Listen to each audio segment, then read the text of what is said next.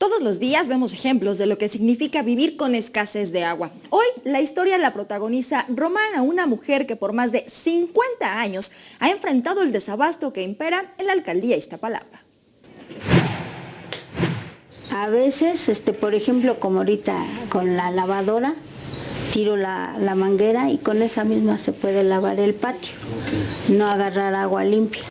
Es una de las medidas que aplica la señora Romana para evitar el desperdicio de agua. Desde hace 50 años vive en la unidad habitacional Vicente Guerrero en Iztapalapa, lugar en donde el desabasto del vital líquido se ha agudizado. Escasea y nada más llega en la madrugada. Ahorita ya no hay agua.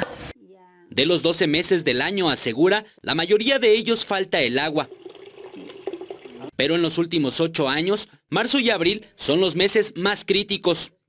La Semana Santa se escasea el agua, precisamente porque la gente no entiende, tira mucho el agua, le pone las albercas a sus niños y esa agua, pues ¿dónde se va? Se va a la coladera. Por esta razón implementa algunas medidas para que en su casa, al menos para bañarse, lavar trastes y echarle al baño, el agua no falte. Nosotros pues tenemos unos tambitos para apartar agua para lo que se ofrezca en el día y pues ya está la madrugada que viene para que se llene la cisterna para otro día.